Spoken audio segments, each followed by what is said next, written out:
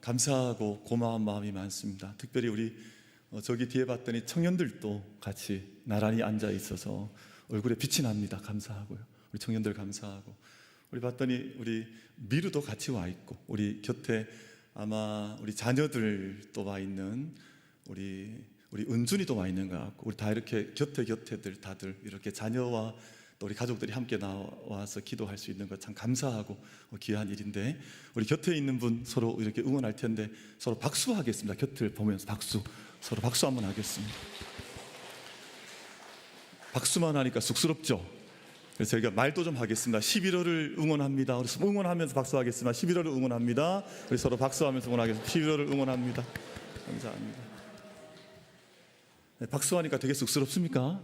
박수를 되게 이렇게 소박하게 다소곳하게 하시는 것 같은데, 감사합니다. 저희가 11월 월삭을 저희가 함께 가지는데, 오늘 마지막 말씀에 봤더니 내 양을 먹이라라는 말씀. 내 양을 먹이라. 보통 내 양을 먹이라 이러면 이것은 이제 우리가 이해할 때는 아마 이건 목사님에게 주신 말씀이지 뭐 이렇게 생각을 하는 것 같아요. 목사님에게. 근데 사실은 이 말씀은 목사님에게 또는 사도 베드로에게만 주신 말씀은 아니고 우리 모든 사람들에게 주신 주님의 말씀이 어느 누구에게만 주신 말씀이라는 건 없습니다. 그러니까 모든 말씀은 모든 사람에게 주신 말씀인데, 내 양을 먹여, 우리에게는 내가 감당해야 하는 어떤 양이 있는 것이거든요. 그것이 나의 가정일 수도 있고, 또는 우리 부모님들에게는 자녀일 수도 있고요. 또 어떤 의미에서는 이게 좀 리버스가 되어서 자녀들에게는 또 우리 부모님들이 내가 함께 섬겨야 할 하나님 목장에서의 귀한 그 부모님의 양일 수도 있어요. 그러니까 모든 것들이 다 가능한데, 내 양을 먹이라 하신 이 말씀이 11월 우리 모든 기도의 문을 여는 우리들에게 응답되어지고 열매로 나타나는 귀한 말씀이 될 수 있게 되기를 주님의 이름으로 축복합니다. 저는 이제 기도의 자리에 올라오면 드는 옛 생각이 있습니다. 예전에 저희 부활절 아침 예배를 드리면 우리 권사님들께서 그 새벽에 하얀 이제 한복을 입고, 우리 보통 소복이라 그러죠. 흰 소자를 쓰니까 하얀 치마 저고리 또 입으시고 이렇게 교회를 올라오셨어요. 제가 그 20살 이제 아마 중반쯤 교육전도사 하던 교회가, 섬겼던 교회가 서해안에 있는 어떤 바닷가 교회였습니다. 그러니까 이게 안개도 많고 막 이렇게 좀 그랬어요. 안개도 많고 한데, 그 아침에 이른 아침에 부활절 아침에 교회에서 이렇게 인사하고 준비를 하다 보면 마당은 넓고 안개는 막 온 산에 자욱하게 바닷가 겹치니까 끼어 있는데, 저기 멀리서 소복 입는 여성분들이 나타나기 시작을 하는 거예요. 권사님들이 하얀 소복을 입고 이제 교회에 올라오시는데, 처음에 그 교회를 잘 몰랐을 때는 깜짝 놀랐습니다. 드디어 그날이 되었구나. 드디어 막 온 산에서 귀신들이 나타나는 막 이런 날인가, 막 깜짝 놀랐던 적이 있습니다. 근데 그 이후에 평생 이제 달려오면서 믿음의 걸음을 걸어오면서 그때 그 이른 새벽을 깨웠던 권사님들의 그 모습이 마음속에 그 하나의 기도의 모습으로 제 마음속에는 좀 각인이 되어져 있습니다. 기도의 자리는 이런 것이지. 온 정성을 다하고 또 준비를 하고 옷을 갈아입고 또 기도하고 기대하는 마음으로 주의 전에 올라오는 것이지 하는 그 마음이 있습니다. 제가 23살, 4살 때 교육전도사로 섬겼던 교회에서는 그 교회가 일찍 그 성만찬 준비를 이른 아침에 권사님들께서 하셨어요. 그러면 이제 나이 어린 전도사였지만 성만찬 준비하는 권사님들 방에 들어가서, 그 방이 그 본당 뒤편으로 돌아가면 본당 지하에 있는 자그마한 방이었는데, 저희 권사님들이 몇 분 둘러 앉으신 거예요. 새벽에 제가 이제 담당 기도 순서가 되어서 가보면 권사님들께서 그 성만찬을 위해서 빵 준비하시고 포도주 준비하시고 성찬기를 준비하시고는 다 이렇게 둘러 앉으셔서 이제 정말 새벽 아직 미명인데 거기서 권사님들께서 준비하고 계신 거예요. 그 성만찬을. 왜냐하면 오늘 예수님의 떡을, 예수님의 살을, 예수님의 피를 나누는 날이니까 그냥 엄숙한데 거기서 같이 짧은 시간 기도했습니다. 하나님, 우리 권사님들 오늘 성찬을 준비합니다. 이 준비하는 성찬이 예수님의 살이 되고 예수님의 피가 되어서 우리 온 성도들이 나눌 텐데, 이 안에 예수님을 영접하고 예수님을 감사하고 예수님 안에 거하는 귀한 날 되게 해주십시오. 그 짧은 기도 드리는데 그 느낌도, 그 기도했던 순간도 제 마음속에 지워지지 않고 각인되어져 있습니다. 권사님들과 함께 기도했던 이른 아침 시간. 여러분, 저희들 함께 기도의 자리 오늘 같이 이렇게 올라가고 있습니다. 함께 기도하는 이 자리인데, 우리 모든 우리 청년들, 또 우리 모든 우리 어린 우리 학생들, 오늘 보니까 중등부 친구들도 좀 늦게 같이 올라와서 감사하고요. 중등부는 참 신통한 것 같아요. 일어났어요. 새벽에. 괜찮았어요? 새벽에 괜찮았다 그래요. 멋있잖아요. 모자도 딱 쓰고 있고 얼마나 멋있어요. 괜찮으면 쓰고 있어도 괜찮아, 부거나 쓰고 있어도 괜찮아. 얼마나 예뻐요. 근데 올라와서 같이 예배드리고, 우리 미르도 너무 사랑스럽고 우리 은준이도 너무 감사해요. 지금 이렇게 보는 우리 자녀들 얼굴들이 이렇게 보이는 얼굴들이 있는데 너무너무 감사하죠. 아마 함께 주의 전에 오르면서 제가 어릴 때 권사님들 모습을 통해서 마음에 각인된 어떤 느낌과 영적인 그 감동이 있었던 것처럼 우리 자녀들에게도 그런 감동과 지워질 수 없는, 지워지지 않는 하나님의 은총의 손길이 우리 자녀들 가운데 깊게 각인될 수 있게 되기를 주님의 이름으로 축복합니다. 우리 저기 봤더니 제가 지금 봤어요. 우리 소윤이죠. 소윤이 맞죠? 맞나요? 내가 지금 마스크를 쓰고 있어서 우리 김태경 집사님 같은데 현풍에서 왔습니다. 현풍에서. 우리 같이 한번 박수로 같이 한번 우리 소윤. 제가 지금 막 봤어요. 좀 전에 이렇게 우리 권사님 얼굴에 뒤에 가려서 안 보였는데 지금 이렇게 보니까 보였어요. 현풍에서 엄마랑 같이 이렇게 같이 달려와서 너무너무 감사해요. 하나님께서 우리 모든 새벽을 같이 끼우는 우리 자녀들, 또 우리 어린 식구들, 또 청년들, 또 우리 모든 우리 어르신들까지 우리 모든 교회가 기도의 성령의 손길 안에 함께 붙잡혀지는 우리 11월 우리 월삭 아침이 될 수 있게 되기를 주님의 이름으로 축복합니다. 11월의 노벰버, 저는 뜻을 잘 모르겠어요. 근데 아침에 제가 이렇게 일어나서 잠시 묵상하는데, 노벰버라고 하는 말은 노바라고 하는 적두어와 관계가 있지 않을까, 제 아침에 머리에 좀 지나갔어요. 노바라고 하는 말은 새롭다, 뉴, 이런 말이거든요. 새로운 것. 그러니까 왜 새롭냐 하면, 여러분 11월 달이 사실 우리 교회력으로 보면 첫 출발의 달이에요. 그래서 우리 일반적인 달력에서는 이제 제뉴얼이라고 하는 1월 달이 첫 출발인 것 같지만, 우리 교회력, 우리 신앙의 달력 캘린더에서 보면 11월 달은 이제 대림절이 시작이 되면서 예수님의 오시는 별을 기다리는 달이거든요. 그래서 노바라는 것은 별과 관계가 있고 새로운 것과 관계가 있고 새로운 역사, 새로운 출발과 관계가 있는 달이거든요. 그래서 아마 이게 노벰버가 여기서 온 거 아닌가, 제가 공부를 해보진 않았는데 제가 그냥 상식선에서 생각을 해보니까 새로움이 시작되는 달이구나. 여러분, 저희들 안에 새로움이 시작되어지는 첫 발걸음을 떼는 그런 은총의 우리 11월 달이 다 될 수 있게 되기를.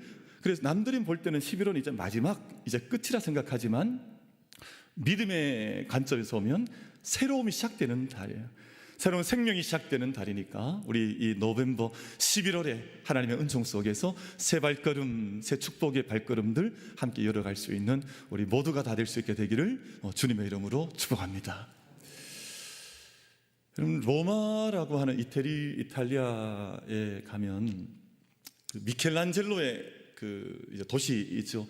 르네상스가 이제 불같이 일어날 때 그 거대한 이제 조각, 또 미술 작품이 쏟아져 나왔던 때가 이제 르네상스라고 하는 시대인데, 그때를 가장 대표하는 조각가는 이제 미켈란젤로라고 하는 위대한 조각가가 있습니다. 혹시 미켈란젤로의 작품 혹시 어떤 조각이 있는지 우리 친구들, 우리 청년들이나 혹시 알고 있는 분 있나요? 우리 청년들이나 우리 학생들.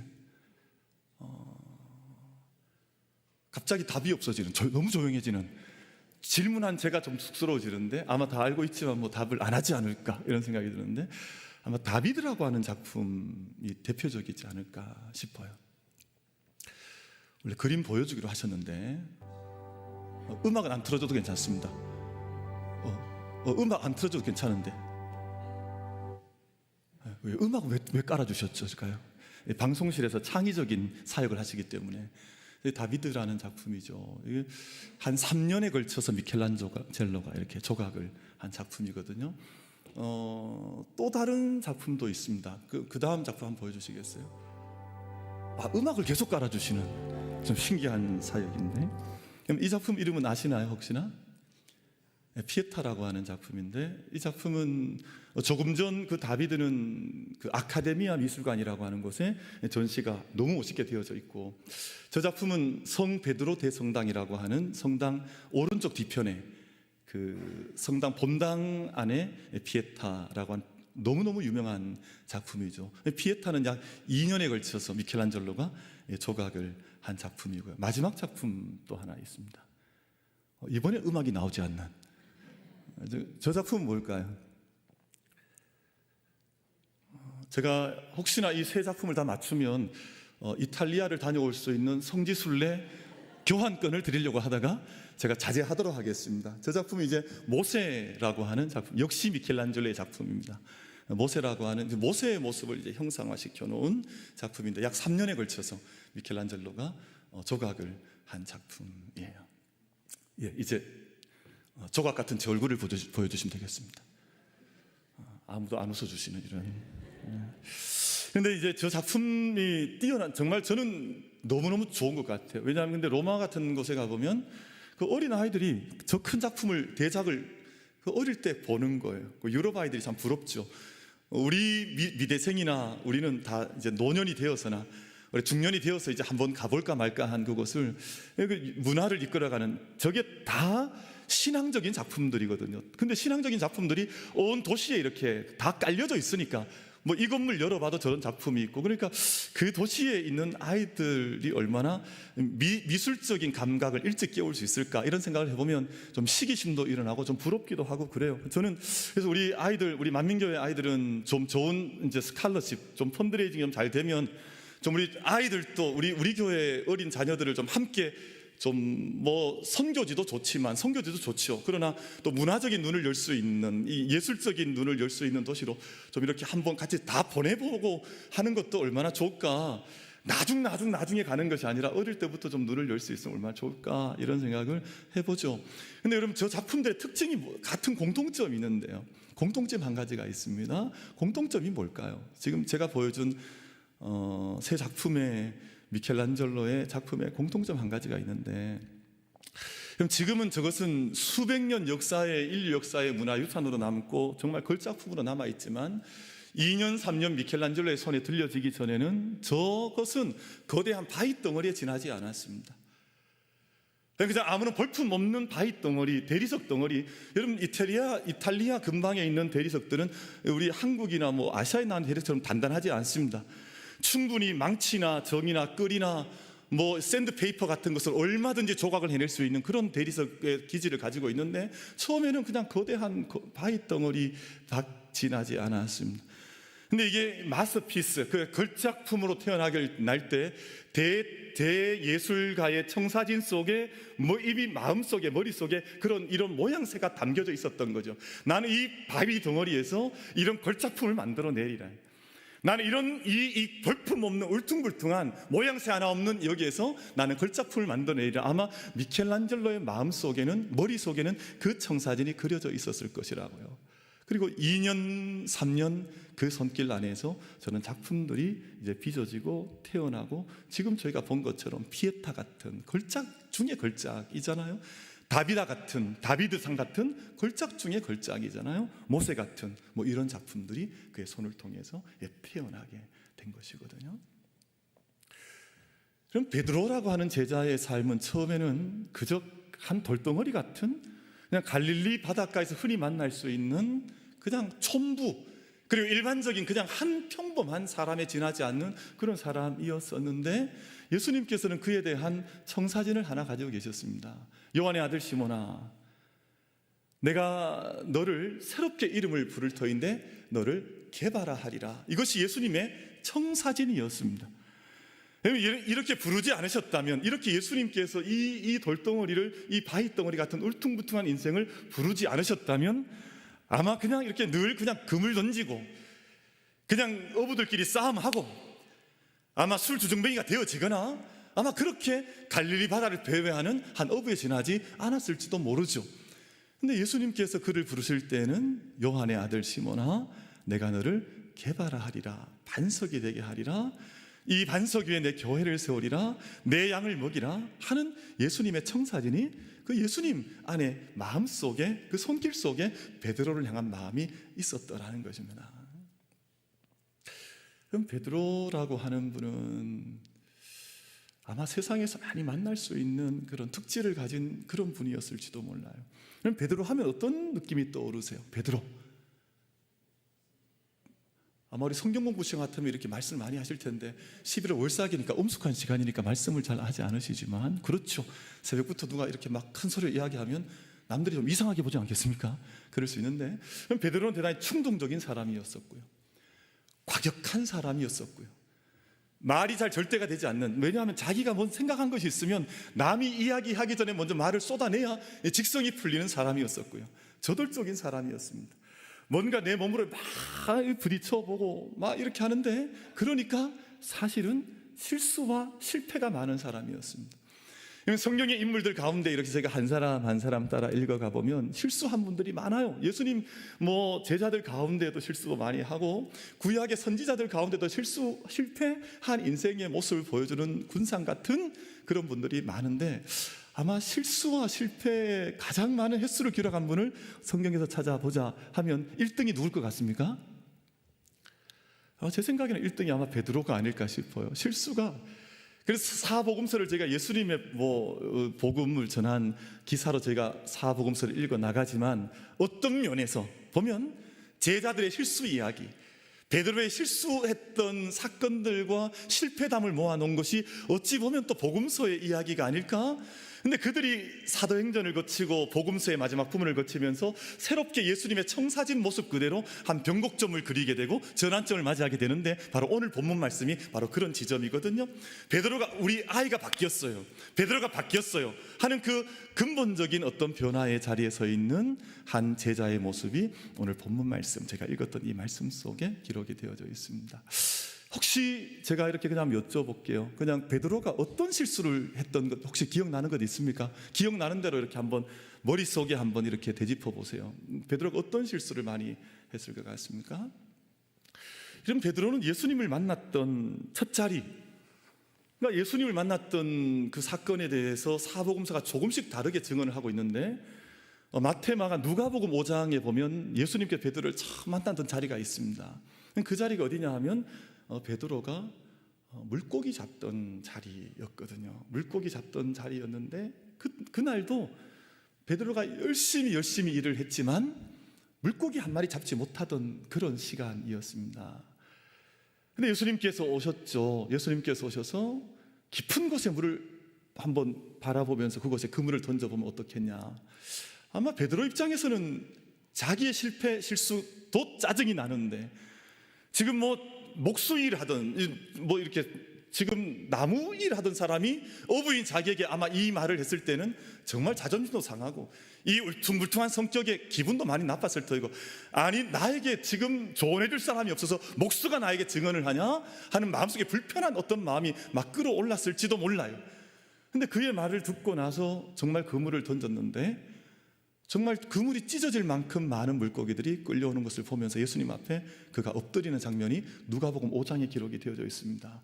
나는 죄인입니다. 나는 당신을 감당할 수 없, 나를 떠나주십시오 하는 첫 번째 고백이 베드로의 고백으로 누가복음 5장에 기록이 되어집니다. 근데 그때 하셨던 예수님 말씀이 뭐냐 하면, 요한의 아들 시몬아, 네가 장차 사람을 낚는 어부가 되리라. 예수님께 처음 하셨던 말씀이, 베드로에게 주셨던 말씀이 네가 사람을 낚는 어부가 되리라. 여러분, 이 말이 아마 베드로는 이 말을 전혀 알지 못했을 겁니다. 베드로는 왜 이분이 나에게 이 말을 하는지 감조차 없었을 겁니다. 왜? 자기 자신에게 자기의 청사진이 없었거든요. 근데 예수님에게는, 지금 이 예수님의 손길 안에는 베드로를 향한 청사진이 너는 사람을 낚는 어부가 될 것이다. 이 고백을, 이 약속을, 이 말씀을 예수님께서 베드로에게 주셨던 것이거든요.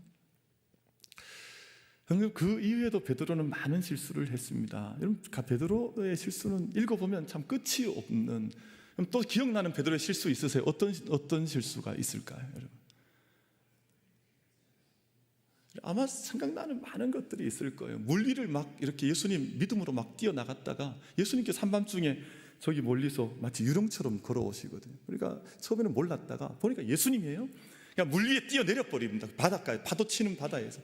근데 한참을 말씀을 읽어오면 한참을 몇 걸음을 걸어가요. 실제로 물 위를 걸어갔잖아요.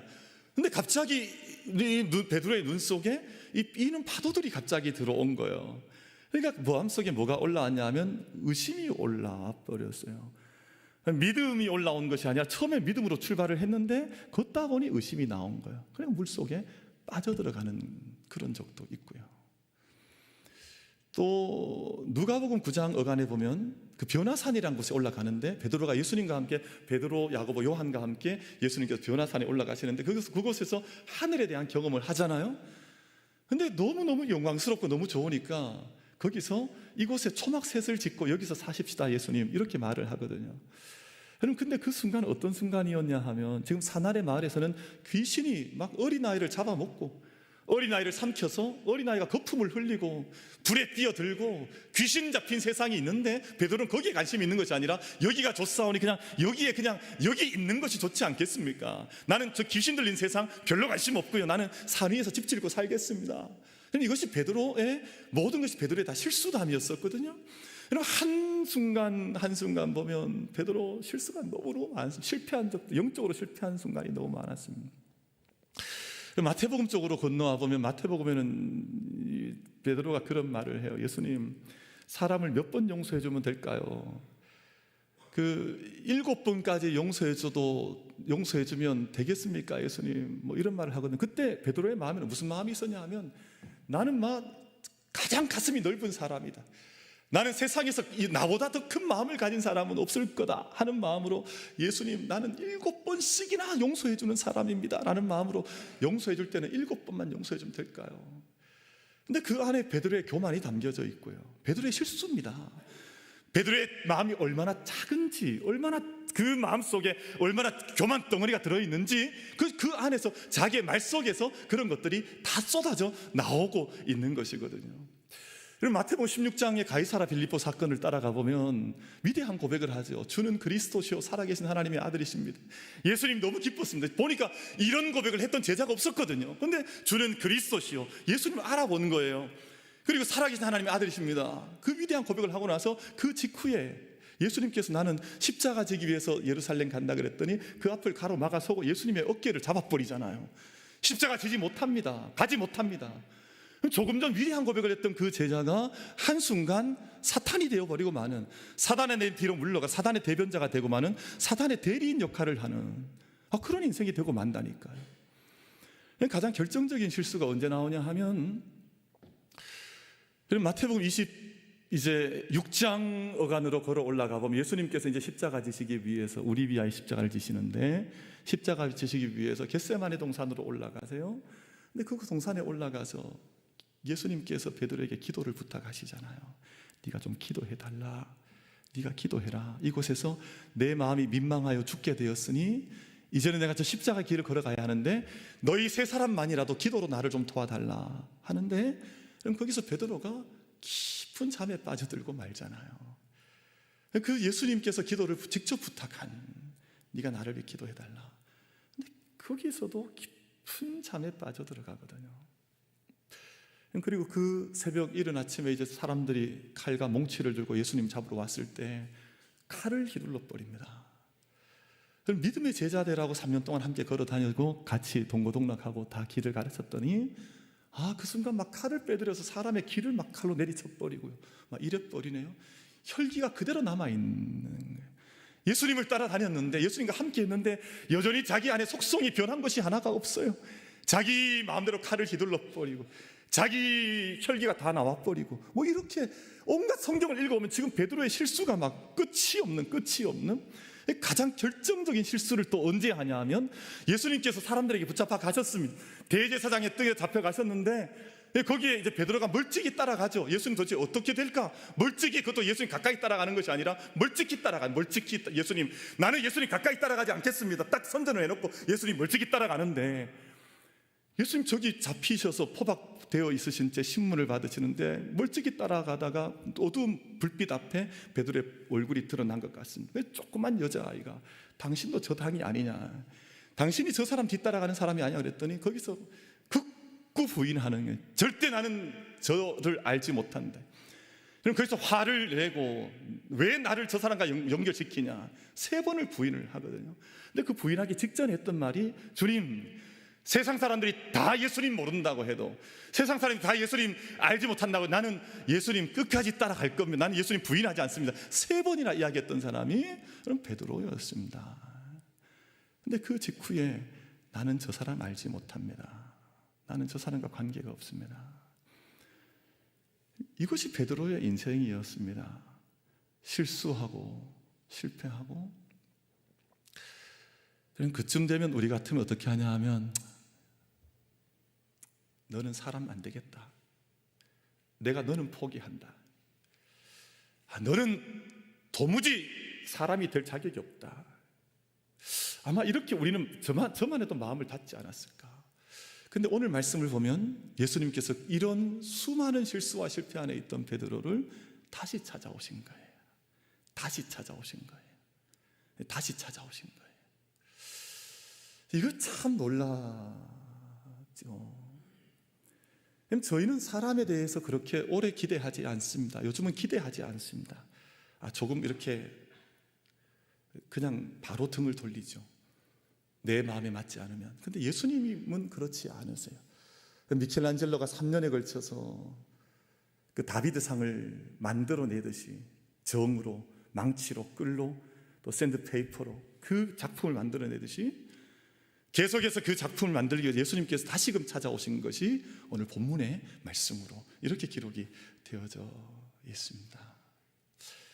우리 이 아침 11월 아침을, 월삭을 우리가 함께 깨우는 저희들, 우리가 주님 손 안에서 우리가 함께 다루어지고 또 빚어져 갈 텐데, 주님께서 우리를 다시금 찾아오신다는, 나를 다시금 찾아오, 나를 다시금 걸작품으로 그냥 울퉁불퉁한 바위 덩어리가 아니라 나를 정말 하나님의 마스터피스로, 걸작품으로 나를 만들어주기 원하신다는 그 믿음의 고백 속에서 내 자신을 하나님께 의탁할 수 있는 이 아침이 될 수 있게 되기를 주님의 이름으로 축복합니다.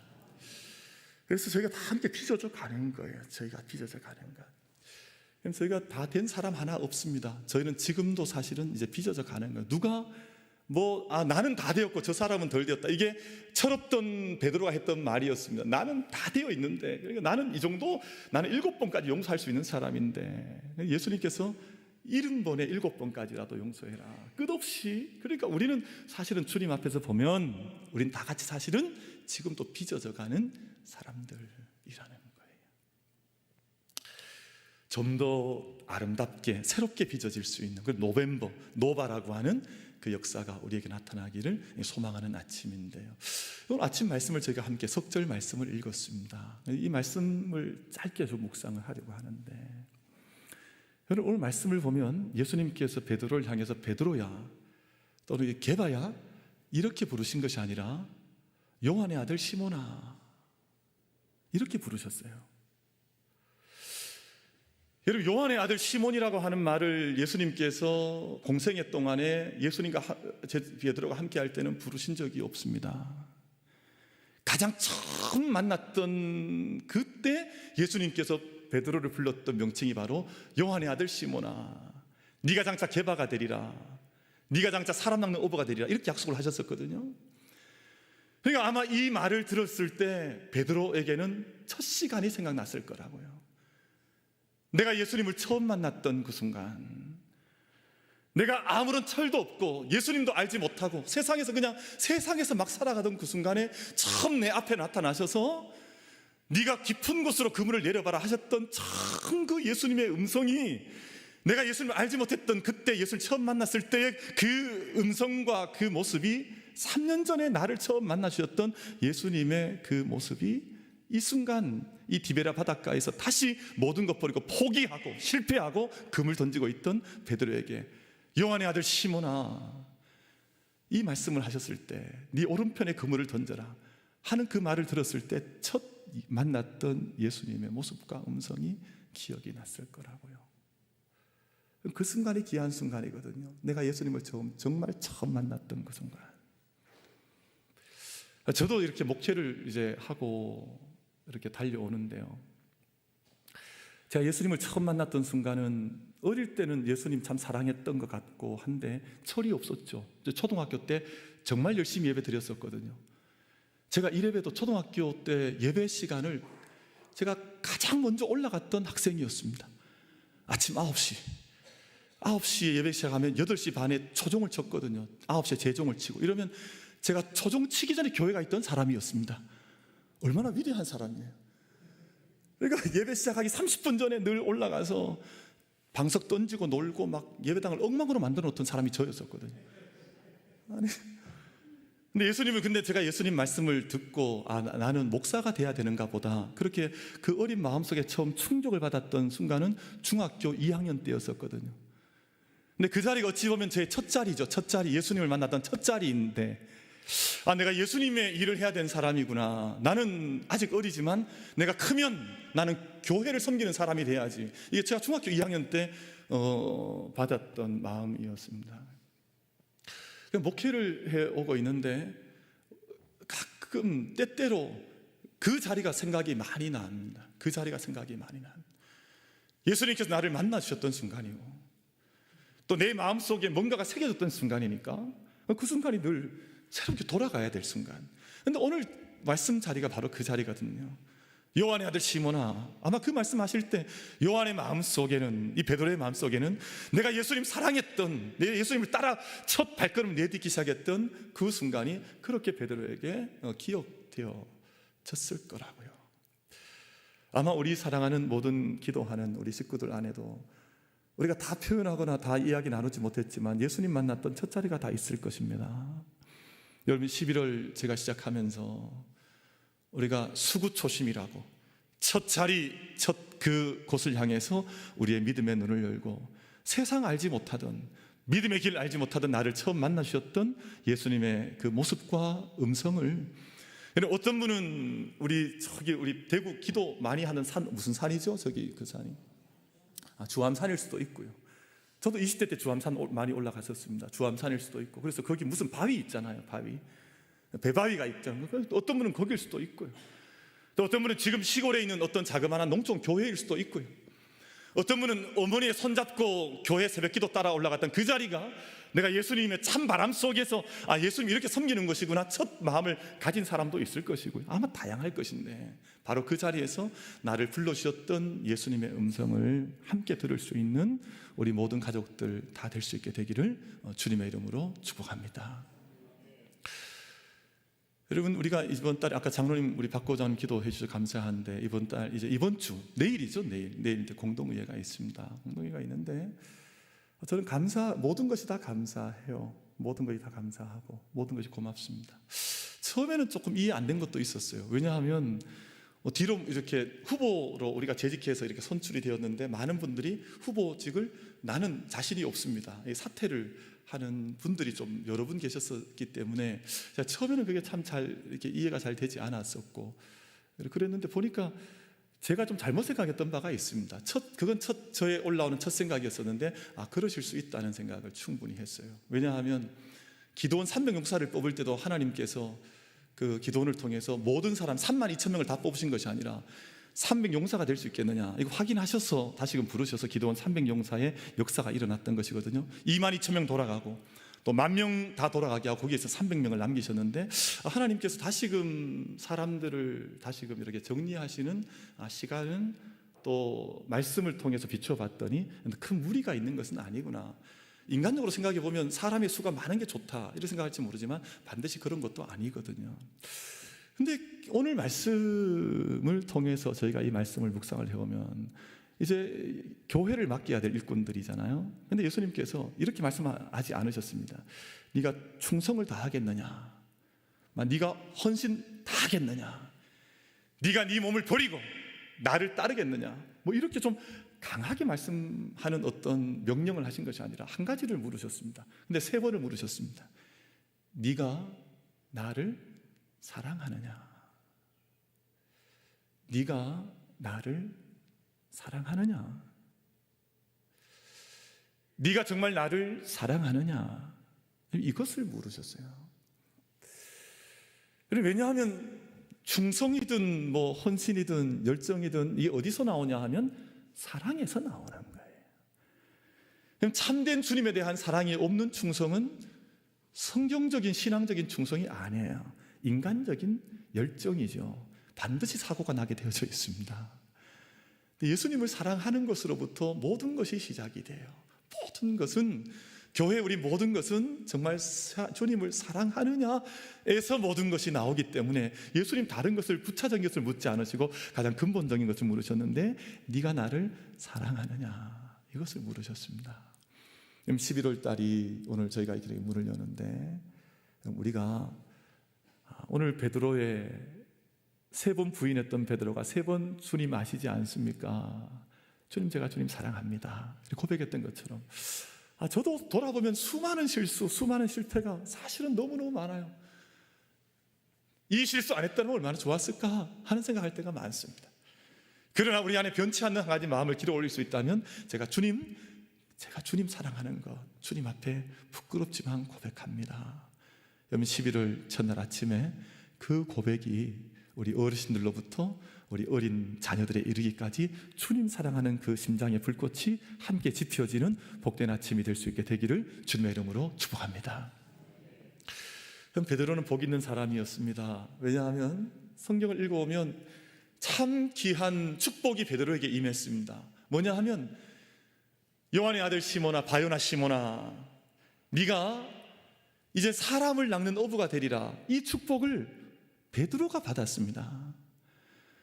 바요나 시몬아, 이것을 네가 알게 하시니 하나님이시니 이 고백을 한 너가 복이 있다. 이 반석 위에 내가 내 교회를 세우리라. 그럼 이 축복도 베드로가 받았습니다. 이 베드로의 신앙의 고백 위에 교회가 세워진다고 하는 이 어마어마한 놀라운 축복을 베드로가 받게 되었습니다. 그리고 오늘 말씀, 내 양을 먹이라, 내 양을 치라. 이 축복을 베드로가 받았습니다. 이 축복이 얼마나 놀라운 축복인지 몰라요. 내 양을, 어린 양을 먹이고 내 양을 칠 수 있는 것은 아무에게나 주어지는 축복은 아니에요. 여러분, 이 놀라운 축복을 우리가 함께 받았는데, 여러분 이것은 베드로, 처음에는 사실 울퉁불퉁한 바위덩어리 같은 베드로에게 주님께서 오셔서 사람 낚는 어부가 되게 해주시고, 이 위에 교회를 세워주시고, 이 위에 내 어린 양을 먹이게 하시는 이 놀라운 축복이 베드로에게 임했다는 말씀이거든요. 이 아침 저희들 하나님 앞에 함께 올라왔습니다.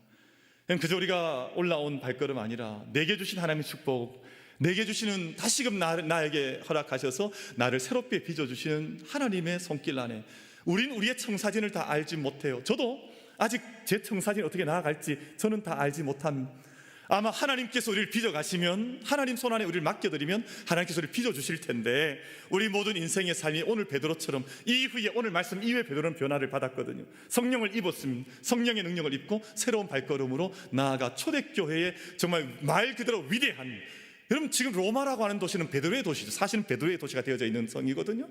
그럼 그것처럼 우리를 새롭게 빚으시고 만나신 하나님 손길 안에서, 주님의 청사진 안에서 11월 한 달도 복된 한 달로 함께 세워져 가는 축복이 우리 모두에게 임할 수 있게 되기를 주님의 이름으로 축복합니다.